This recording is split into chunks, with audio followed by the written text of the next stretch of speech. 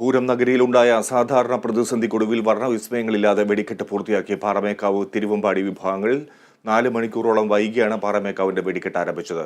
വെടിക്കെട്ടുമായി ബന്ധപ്പെട്ട പോലീസും ദേശക്കാരും തമ്മിൽ നടന്ന തർക്കമാണ് പ്രതിസന്ധിക്ക് ഇടയാക്കിയത്. വിശദാംശങ്ങളുമായി ഭദ്ര ചന്ദ്രൻ ചേരുന്നു. ഭദ്ര, വെടിക്കെട്ട് പകൽ നേരത്ത് നടത്തേണ്ടി വന്നു. തീർച്ചയായും വർണ്ണവിസ്മയങ്ങൾ പൂരപ്രേമികൾക്ക് ആസ്വദിക്കാൻ കഴിഞ്ഞില്ല എന്നുള്ളത് യാഥാർത്ഥ്യമാണ്. ഇപ്പോൾ പകൽപൂര ചടങ്ങുകൾ എപ്പോൾ തുടങ്ങും എന്ന് ധാരണയായിട്ടുണ്ടോ? എന്തൊക്കെയാണ് ഏറ്റവും ഒടുവിലത്തെ വിവരങ്ങൾ?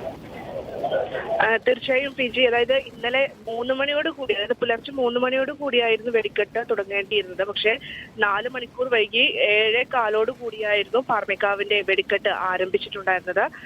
എന്തായാലും ആ ഒരു വൈകൽ അത് മറ്റു ചടങ്ങുകളെ കൂടി ബാധിക്കുന്നു എന്നുള്ളതാണ് നമുക്ക് ഏറ്റവും ഒടുവിൽ ലഭിക്കുന്ന വിവരങ്ങൾ. ഒരുപക്ഷെ പകൽപൂരം ഇനിയും വൈകാൻ സാധ്യത കൂടുതലാണ്.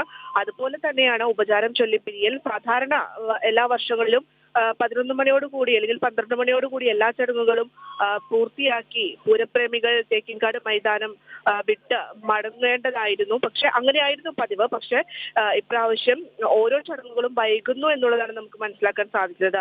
ഇതിന്റെ ഒരു പശ്ചാത്തലം അത് നമ്മൾ രാവിലെ മുതൽ പറയുന്നതാണ്. അതായത് ഇന്നലെ രാത്രിയിൽ ഉണ്ടായ പോലീസിന്റെ നിയന്ത്രണങ്ങൾ, അതായത് പോലീസിന്റെ സുരക്ഷ അത് ആവശ്യം തന്നെയാണ്. പക്ഷെ നിയന്ത്രണങ്ങൾ കടുത്തുപോയി എന്നുള്ളതാണ് പൂരപ്രേമികളും ആനപ്രേമികളും ഒക്കെ തന്നെ ഇപ്പോൾ പറഞ്ഞുകൊണ്ടിരിക്കുന്നത്.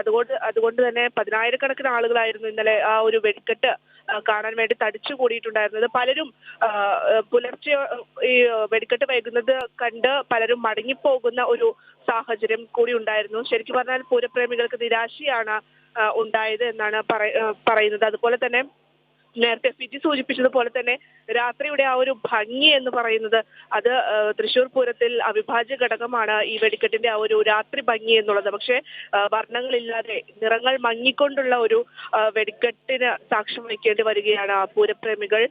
എന്തായാലും ചടങ്ങുകൾ പുരോഗമിക്കുകയാണ്. എന്നിരുന്നാൽ പോലും പകൽപൂരം അല്പം കൂടി വൈകാനുള്ള ഒരു സാധ്യതയിലേക്ക് പോവുകയാണ്. ഇപ്പോൾ ഇന്നത്തെ ഒരു പ്രത്യേകത എന്ന് പറയുന്നത് 3 ദിവസത്തെ പൂരം കഴിയുന്നു. ഇന്നിപ്പോൾ ഉപചാരം ചൊല്ലി പിരിയുന്നതോടുകൂടി തൃശ്ശൂർ പൂരത്തിന് സമാപനം കുറിക്കുകയാണ്. എന്നിരുന്നാൽ ഇത് തൃശ്ശൂർക്കാരുടെ അല്ലെങ്കിൽ ദേശക്കാരുടെ ഒരു പൂരമാണ് ഇന്ന് നടക്കാൻ പോകുന്നത്. കഴിഞ്ഞ ദിവസങ്ങളിലൊക്കെ മറ്റ് ജില്ലകളിൽ നിന്ന് വരുന്ന അല്ലെങ്കിൽ വീടുകളിലേക്ക് വരുന്ന അതിഥികളെയൊക്കെ തൃശ്ശൂർ നഗരം ചുറ്റിക്കാണിക്കലും അതുപോലെ സ്വരാജ് റൗണ്ടിൽ ഓരോ മുക്കിലും മൂലയിലുമുള്ള വിസ്മയ കാഴ്ചകൾ കാണിക്കുകയും ഒക്കെ ആയിരുന്നു തൃശ്ശൂർക്കാരുടെ പ്രധാന ജോലി. ഒരു അഹങ്കാരത്തോടു കൂടി തന്നെയാണ് ഇത് എന്റെ നാട്, എന്റെ പൂരം എന്നുള്ള രീതിയിലായിരുന്നു ആളുകൾ ഉണ്ടായിരുന്നത്. പക്ഷെ ഇന്നിപ്പോൾ അതിഥികളെയൊക്കെ യാത്രയാക്കിക്കൊണ്ട് സ്വന്തം തട്ടകത്തിൽ വന്ന് അല്ലെങ്കിൽ സ്വന്തം മണ്ണിൽ നിന്നുകൊണ്ട് പൂരം ആസ്വദിക്കുകയാണ് ഓരോ തൃശ്ശൂരുകാരുടെ അഭിമാന ദിവസമാണ് ഇന്ന്. അതോടൊപ്പം തന്നെ മടങ്ങുമ്പോൾ ഉള്ളിൽ ചെറിയ വിങ്ങൽ കൂടി ഉണ്ടാകും എന്നുള്ളതാണ് പല പ്രാവശ്യം പല ആളുകളും നമ്മളോട് സംസാരിച്ച കൂട്ടത്തിൽ പറയുകയുണ്ടായി.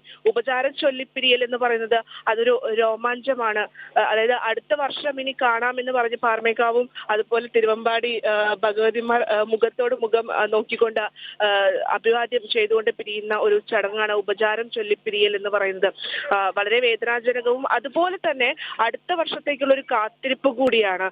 ഒരുപക്ഷെ ഇന്ന് ഈ പൂരം അവസാനിക്കുന്നു അല്ലെങ്കിൽ ഇന്നിപ്പോൾ ഉപചാരം ചൊല്ലി സമാപനം കുറിക്കുമ്പോൾ ഫിജി അടുത്ത സെക്കൻഡിൽ തുടങ്ങുകയാണ്. അടുത്ത വർഷം എന്ത് ചെയ്യണം എന്നുള്ളത് ആലോചിക്കുകയാണ്. പ്രത്യേകിച്ചും തിരുവമ്പാടിക്കാരും പാറമേക്കാവുകാരും അടുത്ത സസ്പെൻസ് നമുക്ക് എന്ത് ചെയ്യാം എന്നുള്ള രീതിയിലേക്ക് കാര്യങ്ങൾ പോവുകയാണ്. എന്നിരുന്നാൽ പോലും അത് അവസാന നിമിഷത്തിലേക്ക് വരികയുള്ളൂ.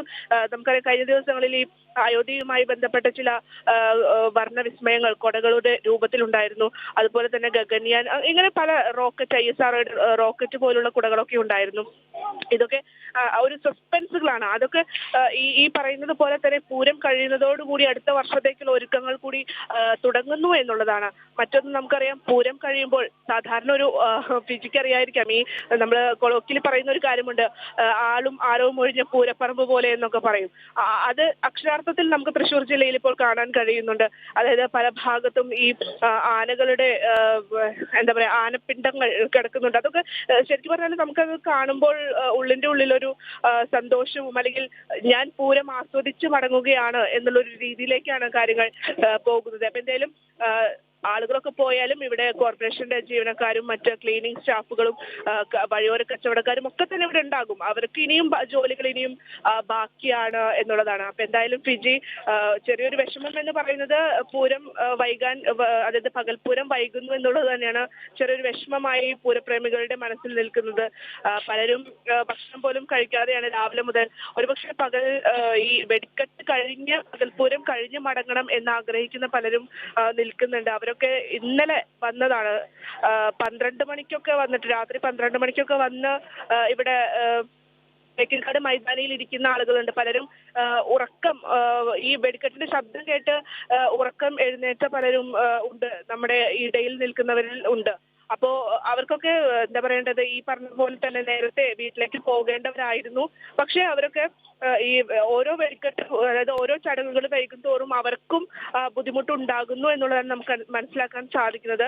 ഞാൻ നേരത്തെ പറഞ്ഞതുപോലെ തന്നെ സുരക്ഷയൊക്കെ ഏറ്റവും പ്രധാനപ്പെട്ട കാര്യമാണ്. പക്ഷെ ചില സന്ദർഭങ്ങളിൽ ചില നിയന്ത്രണങ്ങൾ അത് വളരെ ബുദ്ധിമുട്ടുണ്ടാക്കുന്നു എന്നുള്ളതാണ് നമുക്ക് മറ്റുള്ളവരിൽ നിന്ന് നമുക്ക് ലഭിക്കുന്ന സൂചനകൾ. മാത്രമല്ല തിരുവമ്പാടി ദേവസ്വം അധികൃതർ അവർ പറഞ്ഞിരുന്നു, ഈ പൂരം കൊളാക്കാനാണോ ഇത്തരത്തിൽ നിയന്ത്രണങ്ങൾ ഉള്ളത് എന്ന് വരെ ആരോപിക്കുന്ന ഒരു സാഹചര്യത്തിലേക്ക് കാര്യങ്ങൾ പോയിരുന്നു എന്നുള്ളതാണ് ഫിജി പറയാനുള്ളത്. എന്തായാലും പകൽപൂരം വൈകും എന്ന് തന്നെയാണ് മനസ്സിലാക്കുന്നത്.